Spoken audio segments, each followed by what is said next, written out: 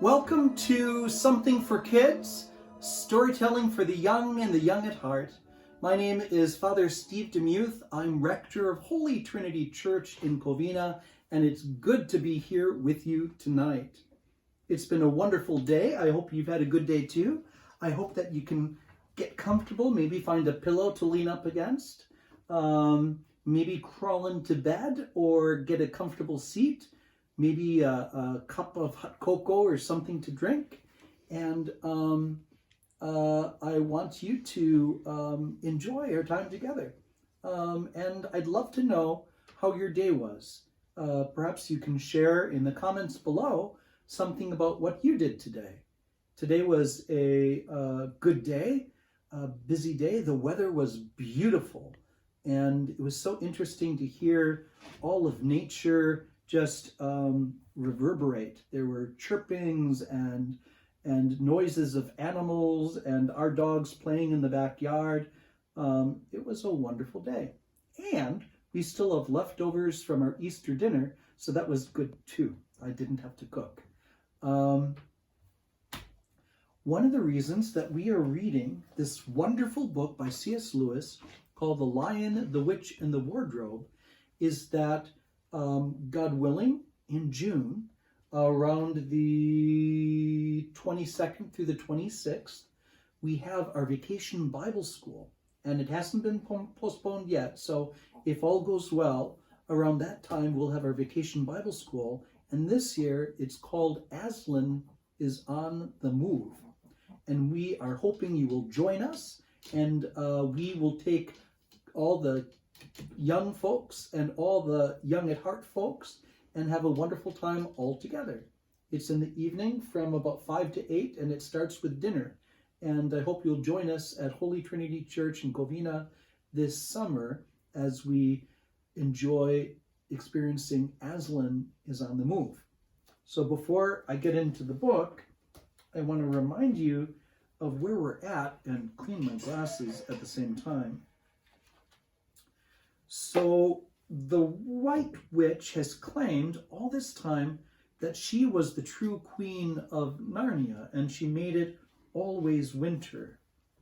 When the four Pevensie children eventually found themselves through the wardrobe in Narnia, they found out that, in fact, Aslan is the real king of Narnia, and in his absence, two sons of Adam and two daughters of Eve are meant to reign at the castle of Cair Paravel, where the two rivers meet on the Eastern Sea, or something like that. And we found out that Edmund, because he had acted treacherously, old magic demanded that his treachery was paid for with his life.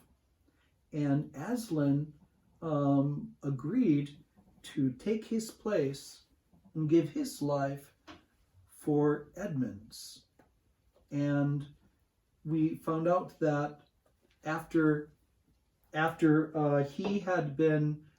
had been taken captive and killed on the stone table with a stone knife, that there was even deeper magic, that if an innocent gave their life for another, that it would break the hold of the White Witch and bring back to life the innocent. And so we read that the other day, and now we find out what happens next. And so without further ado, let's get back into the story. And we are on chapter 17, the hunting of the white stag. And just to be kind and get us back into the lesson, I'll read the last paragraph of the last chapter. "Off my back, children," shouted Aslan, and they both tumbled off. Then with a roar that shook all of Narnia, from the western lamppost to the shores of the eastern sea, the great beast flung himself upon the White Witch. Lucy saw her face lifted towards him for 1 second with an expression of terror and amazement. Then lion and witch had rolled over together, but with the witch underneath. And at that same moment, all warlike creatures whom Aslan had led from the witch's house rushed madly on the enemy's line. Dwarfs with their battle axes, dogs with teeth, the giant with his club, and his feet also crushed dozens of the foe. Unicorns with their horns, centaurs with their swords and hoofs, and Peter's tired army cheered, and the newcomers roared, and the enemy squealed and gibbered till the wood re-echoed with the din of that onset. Now, chapter 17, the hunting of the white stag.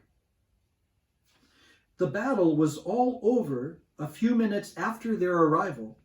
Most of the enemy had been killed in the first charge of Aslan and his companions, and when those who were still living saw that the witch was dead, they either gave themselves up or took to flight. The next thing that Lucy knew was that Peter and Aslan were shaking hands. It was strange to her to see Peter looking as he looked now. His face was so pale and stern, and he seemed so much older. It was all Edmund's doing, Aslan, Peter was saying. We'd have been beaten if he hadn't been for him. The witch was turning our troops into stone right and left, but nothing would stop him. He fought his way through 3 ogres to where she was just turning one of your leopards into a statue, and then he reached her. He had the sense to bring his sword smashing down on her wand instead of trying to go for her directly and simply getting made a statue himself for his pains. That was the mistake all the rest of us were making. Once her wand was broken, we began to have some chance.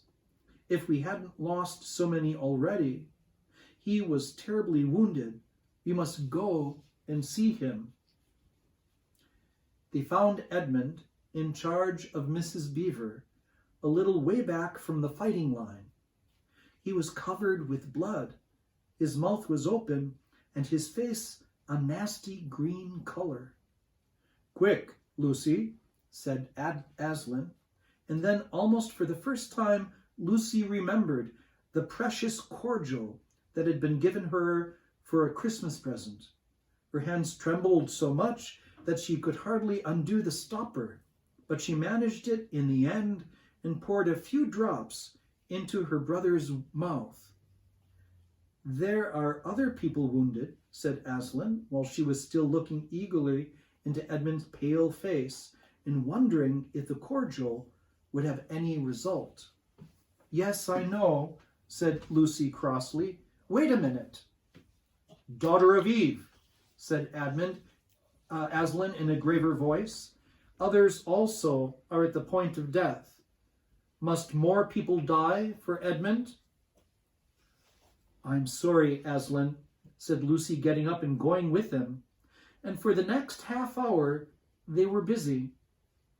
She attending to the wounded, while he restored those who had been turned into stone.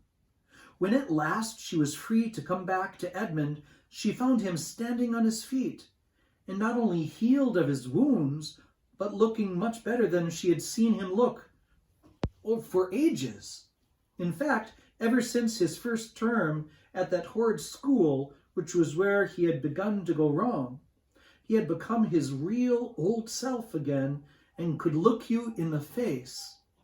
And there on the battlefield, Aslan made him a knight. "Does he know," whispered Lucy to Susan, "what Aslan did for him? Does he know what the arrangement with the witch really was?" "Hush! No, of course not," said Susan. "Oughtn't he be told?" said Lucy. "Oh, surely not," said Susan. "It would be too awful for him. Think how you feel if you were he." "All the same, I think he ought to know," said Lucy.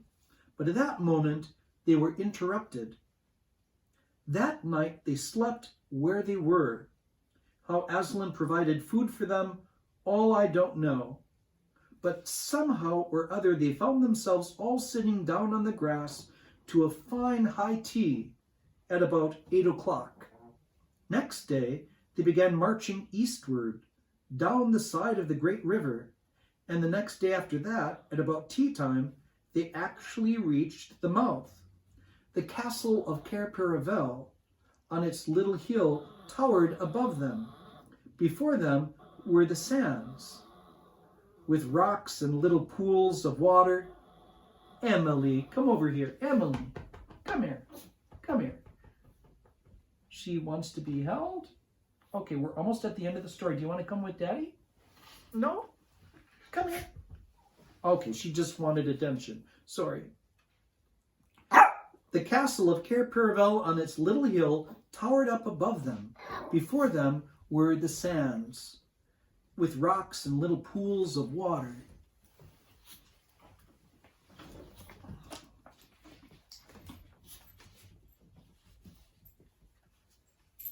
And seaweed and the smell of the sea, and long miles of bluish-green waves breaking forever and ever on the beach. And, oh, the cry of the seagulls! Had you heard it? Can you remember? That evening, after tea, the 4 children all managed to get down to the beach again and get their shoes and stockings off and feel the sand between their toes.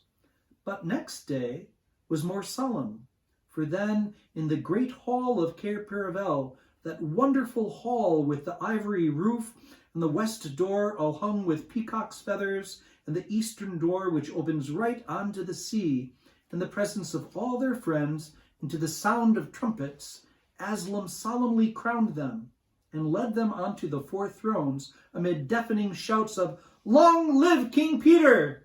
Long live Queen Susan! Long live King Edmund! Long live Queen Lucy!"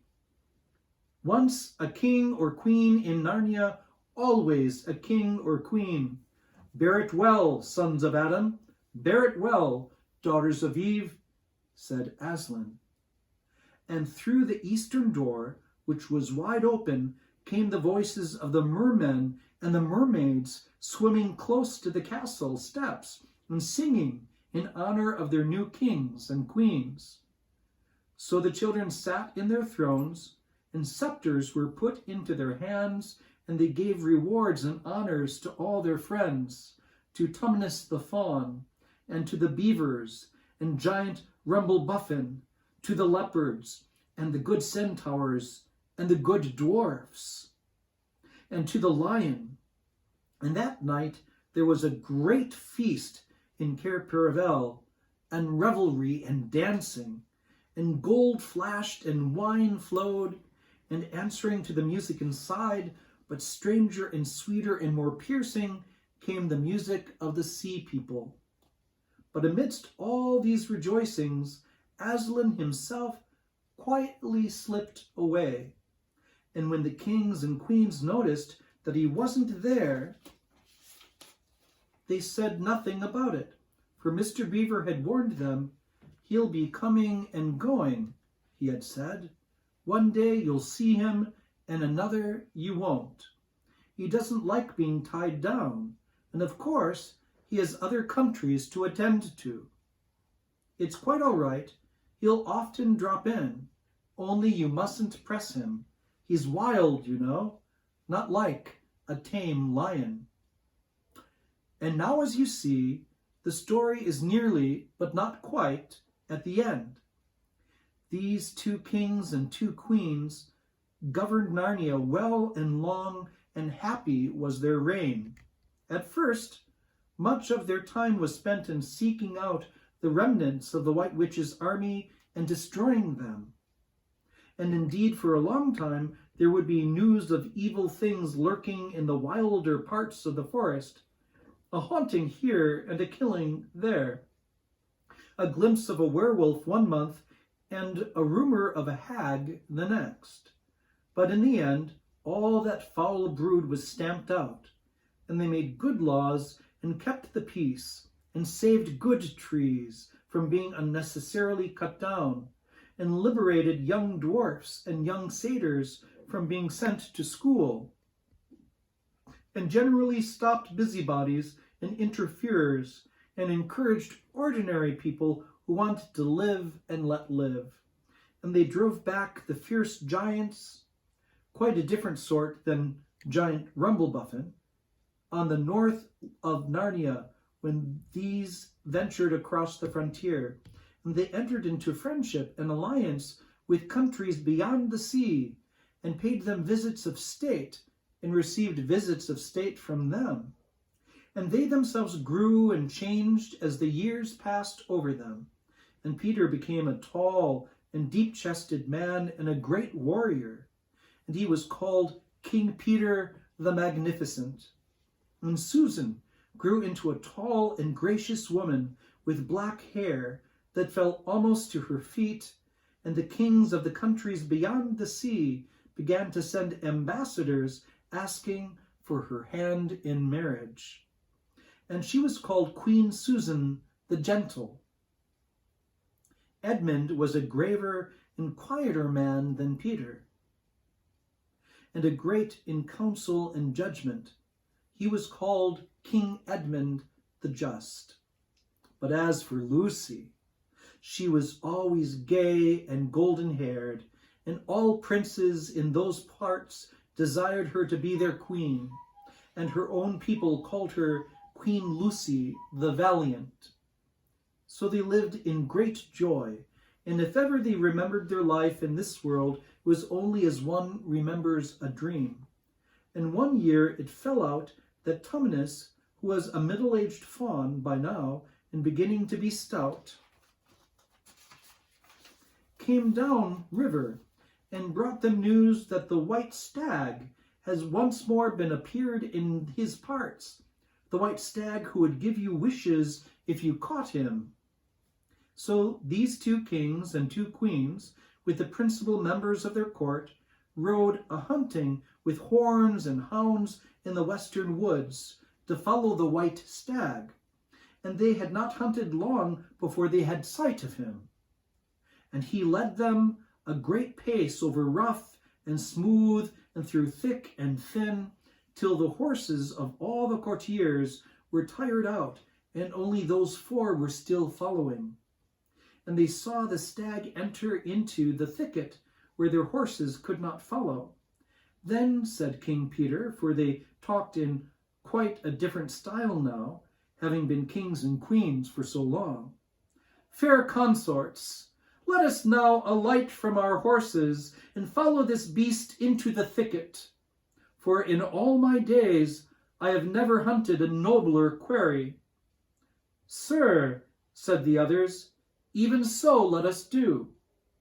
So they alighted and tied their horses to trees and went on into the thick wood on foot. And as soon as they had entered it, Queen Susan said, "Fair friends, here is a great marvel, for I seem to see a tree of iron." "Madam," said King Edmund, "if you look well upon it, you shall see it is a pillar of iron with a lantern set on the top thereof."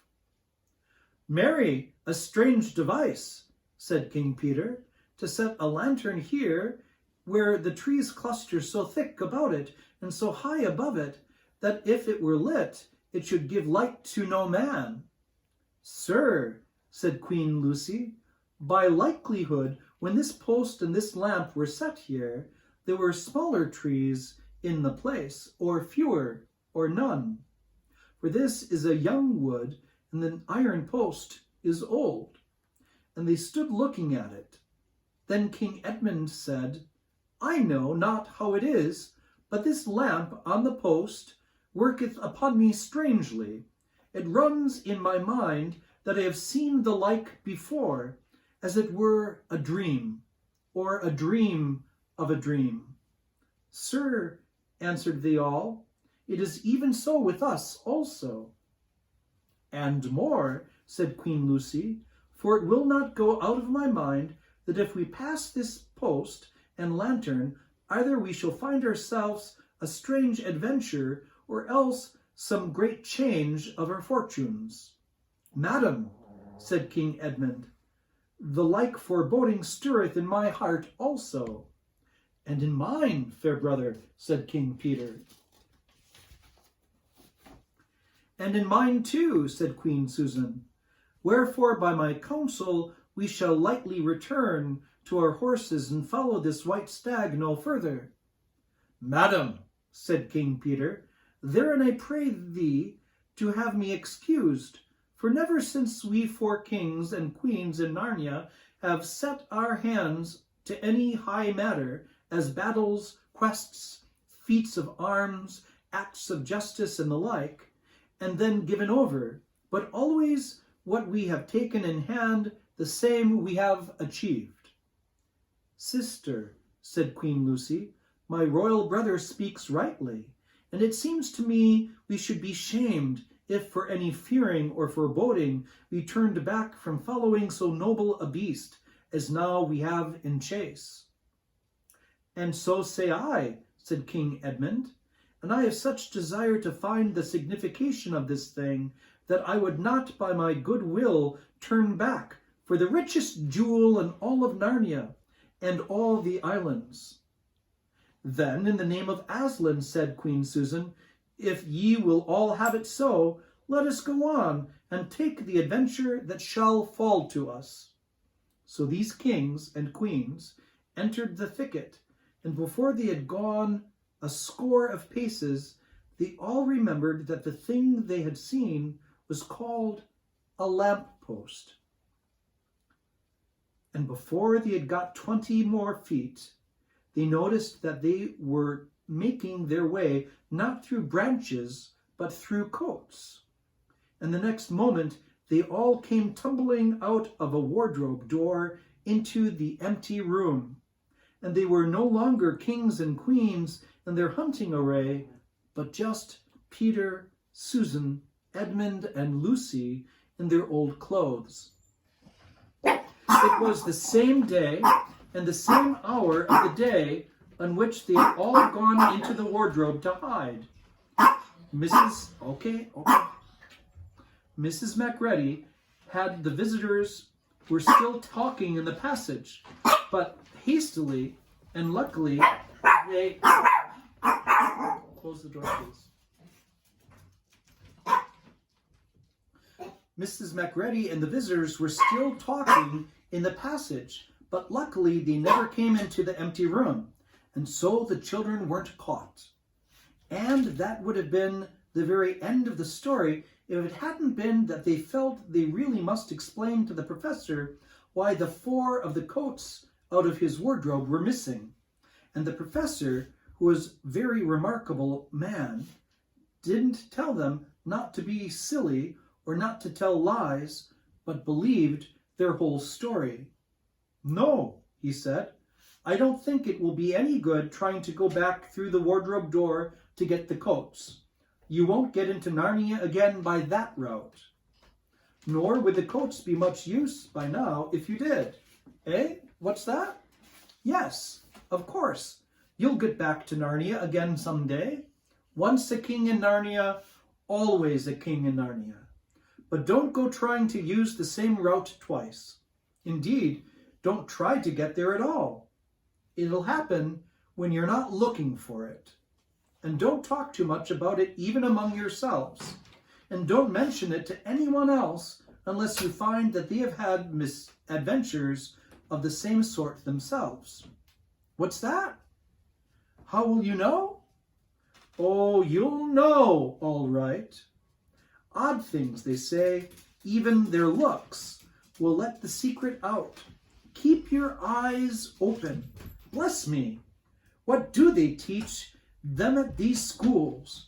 And that is the very end of the adventures of the wardrobe. But if the professor was right, it was only the beginning of the adventures of Narnia. The end. Well, to be honest, I'm almost a little sad the story has ended. But what a beautiful story. Tell me what you think of the story and what your favorite parts were. I want to thank Daniel for sending me a beautiful picture of the doggy, and perhaps some of you might send comments or write a letter letting us know what you enjoyed the most. And until we meet in June at Vacation Bible School and the wonderful content called Aslan is on the Move, I think looking back on these weeks together, I'm grateful for a lot of things, but mostly I'm grateful for you, to have spent this time with you during a challenging time in our history, to be able to share with you what we've done during the day and our time of stay-at-home orders, to share with you what I'm grateful for and keep my mind fixed on the positive, to count my blessings one by one and link them as a beautiful necklace to wear around my neck, that with you, I'm not alone. And I thank you for being with me during this time. And I thank Francisco for doing the filming, and I thank our 3 Chihuahuas for putting their 2 cents in, even tonight as we were trying to finish the story. I'm just so grateful for all of it. Why don't you write your messages of what you're grateful for in the comments below while we sing our song one more time together. When I'm worried and I can't sleep, I count my blessings instead of sheep, and I fall asleep counting my blessings. When my bankroll is getting low, I think of when I had none at all, and I fall asleep counting my blessings. I think about a nursery and I think of curly heads, and one by one I see them as they slumber in their beds. If you're worried and you can't sleep, just count your blessings instead of sheep, and you'll fall asleep counting your blessings.